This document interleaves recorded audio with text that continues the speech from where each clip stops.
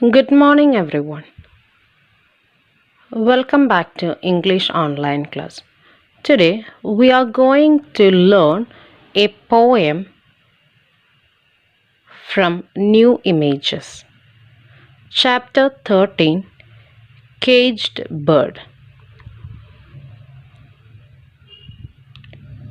Caged Bird, or I Know Why the Caged Bird Sings, as the poem is sometimes referred to by Maya Angelou, is arguably one of the most moving and eye-opening poems ever written. Angela also wrote an autobiography with a similar title, I Know Why the Caged Bird Sings. It is clear that this title had great significance to Angelo, as it was the title of her entire life story. In her autobiography, she talked about the struggle of being a black author and poet. She often felt that her words were not heard because of the color of her skin. She felt that in some ways she was still experiencing slavery. Although African American people were free people in Angelo's time, there was still many restrictions on them in society, making it so that many black Americans did not feel free at all. A free bird leaps on the back of the wind and floats downstream till the current ends and dips his wing in the orange sun rays and dares to claim the sky. In the first stanza, Maya Angelou refers to nature. She describes the way a free bird leaps on the back of the wind. She describes the bird's flight against the orange sky. The free bird has the right to claim the sky. The way she describes the orange sun rays gives the reader an appreciation for the natural beauty of the sky, and her description of the way the bird dips his wing helps the reader to appreciate the bird in his natural habitat, enjoying his freedom. But a bird that stalks down his narrow cage can seldom see through his bars of rage. His wings are clipped and his feet are tied. So he opens his throat to sing. The second stanza introduces the caged bird, creating a just position between the idyllic existence of the free bird and the misery of the caged bird. The caged bird stalks his narrow prison, unable to overcome his abject anger at being contained. He finds it difficult to see out of his cage and is trapped not only by ordinary bars but by bars of rage. He is surrounded by constant reminders of his narrow and oppressive life. Further, he is not only contained by the cage itself, his very body has been mutilated and bound to keep him imprisoned. His wings are clipped and his feet are tied. These passive verbs contrast greatly with the active verbs that defines the free bird's joyful movements. The caged bird's captivity prevents him from flying freely as his own nature demands. The only thing left for him to do is to open his throat to sing his pain and anger.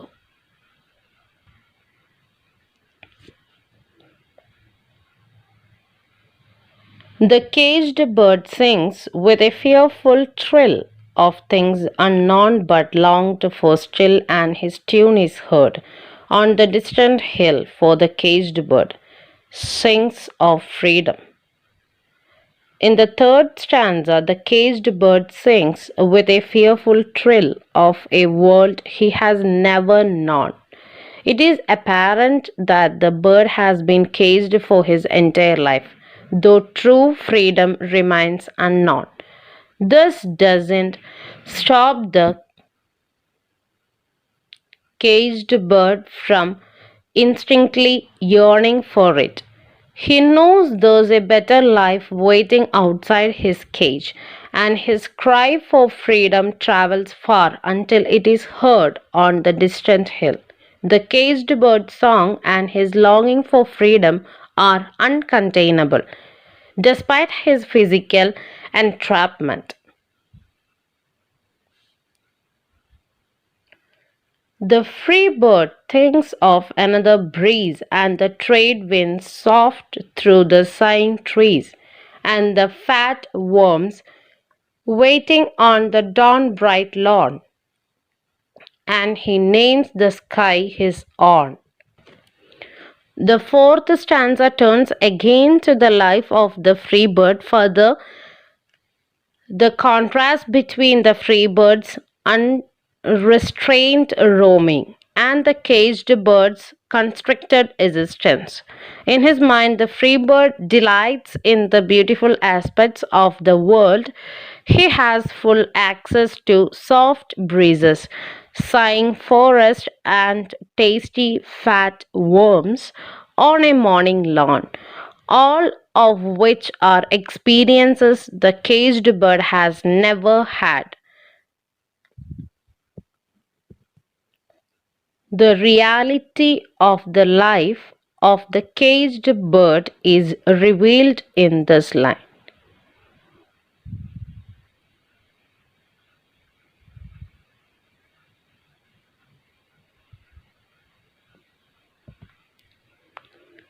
But a caged bird stands on the grave of dreams. His shadow shouts on a nightmare's scream.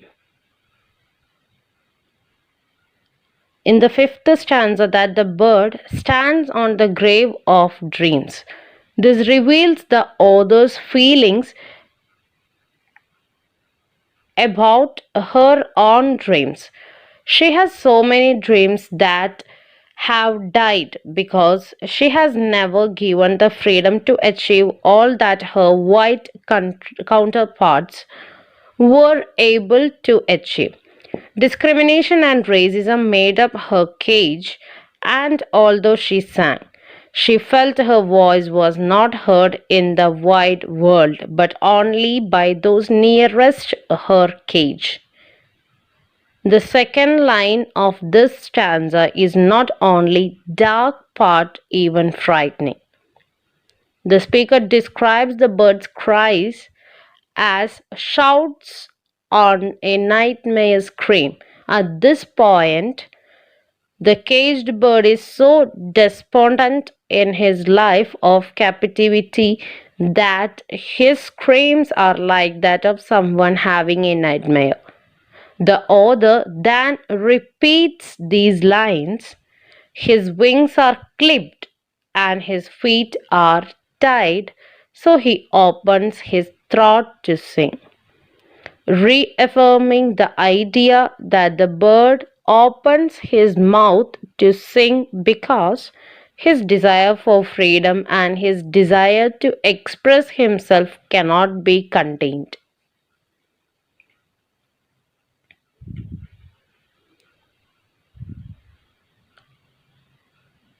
The caged bird sings with a fearful trill of things unknown, but longed for still, and his tune is heard on the distant hill. For the caged bird sings of freedom. This last stanza focuses on the caged bird yet again. The author implies that Even though the caged bird may have never experienced true freedom, deep down that bird still knows that it was created to be free. Although freedom to the caged bird is fearful because it is unknown, he still sings a fearful trill because he still longed for freedom. Here, the speaker reveals that his cry for freedom is heard on the distant hill. This parallels to the author and her cry for freedom in the form of equality. She feels that her cries are heard, but only as soft background noise. She still feels that she is caged and that although she sings, her cries are heard only as a distant noise. The last lines states, "For the caged bird sings of freedom." With this, the speaker implies that although the caged bird may never have experienced the freedom, he still sings of it because he has created for freedom.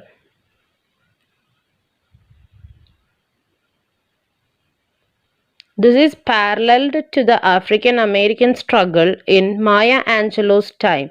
She feels that black Americans wrote and sang and danced and cried out for the freedom they deserved, but they were only heard as a distant voice.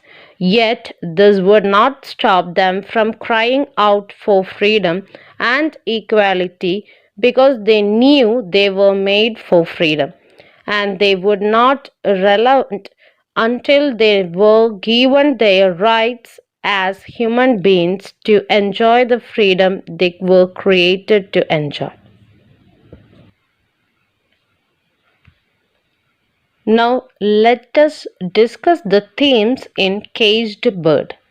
Caged Bird is filled with powerful themes.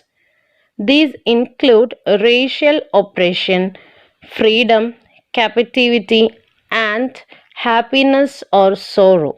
These themes are all wrapped together in Caged Bird through Angelo's depiction of the two birds, one free and one caged. The caged bird is an extended metaphor for the black community in America and around the world. Angelo is alluding to the lived experience of millions of men, women, and children since the beginning of time and the variety of oppressive tactics, whether physical, mental, or economic, employed by those in power. Black men, women, and children sit through bars while the free bird soars in the sky. The bird sings from a place of sadness rather than joy in order to convey a broader history of sorrow.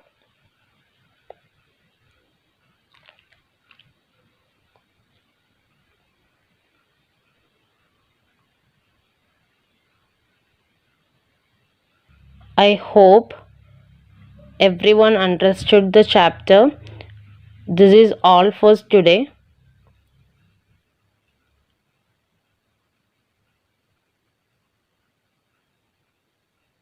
Stay home, stay safe. Thank you.